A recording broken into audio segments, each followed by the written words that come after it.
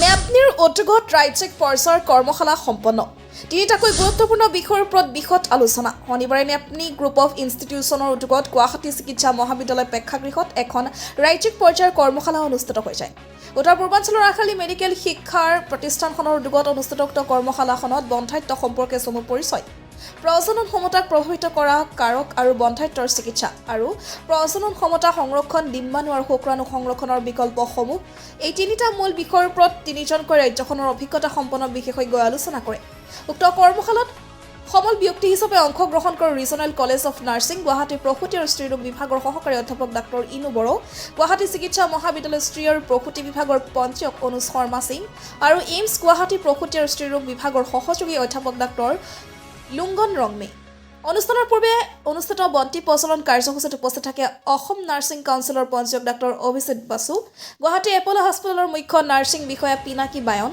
নেপনি group of ইনষ্টিটিউচনৰ অধ্যক্ষ doctor Syed Burhan Uddin Nepni group of ইনষ্টিটিউচনৰ সভাপতি বাবুল আলী নেপনি কলেজ অফ নাৰ্ছিঙৰ অধ্যক্ষ ডাক্তৰ থমাছ জোচেফ নেপনি প্ৰশাসনিক বিষয়া ৰচিলা বেগম নেপনি স্কুল অফ নাৰ্ছিঙৰ অধ্যক্ষ বীণা বৰা আদি উক্ত কৰ্মশালাত নেপনিৰ লগতে কেইবাখনো নাৰ্ছিং কলেজৰ শিক্ষাৰ্থীয়ে অংশগ্ৰহণ কৰে কামৰূপ জিলাৰ হাজু আলিকাষত থকা নেপনিয়ে ইতিমধ্যে উন্নতমানৰ শিক্ষা প্ৰদান আৰু আভ্যন্তৰীণ আন্তঃগাঁথনিয়ে সমগ্ৰ উত্তৰ পূৰ্বাঞ্চলতে মেডিকেল শিক্ষাৰ ক্ষেত্ৰত বিশেষ সুনাম অৰ্জন কৰিবলৈ সক্ষম হৈছে So today we will be conducting a program or a workshop, second workshop in this year. NEPNI College of Nursing, we are conducting a workshop today on infertility and hurdle to parenthood. This is every year, every month we will be conducting some program like this, educational program. This is a part of that. There are so many participants from the various colleges and various medical institutions, and also there is so many attendees from the nursing colleges, many nursing colleges from Assam, and it was a very successful program. We conducted it in a successful program, and it will continue in future also. The same educational program will continue in the same way. Thank you. আজি আমাৰ নেপনি group of ইনষ্টিটিউচনৰ তৰফৰ পৰা এদিনীয়া এটি কৰ্মশালা আৰম্ভ কৰা হৈছে এই কৰ্মশালাত আমি নিমন্ত্ৰিত কৰি আনিছোঁ আমাৰ নাৰ্ছিং কাউন্সিলৰ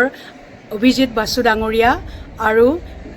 এপল' হস্পিটেলৰ যিগৰাকী নাৰ্ছিঙৰ পৃষ্ঠপোষক তেখেত হৈছে পিনাকী আৰু লগতে যিসকল সমল ব্যক্তি আহিছে তেওঁলোক হৈছে ইনু বড়ো তেওঁ RNCৰ এছিষ্টেণ্ট প্ৰফেচাৰ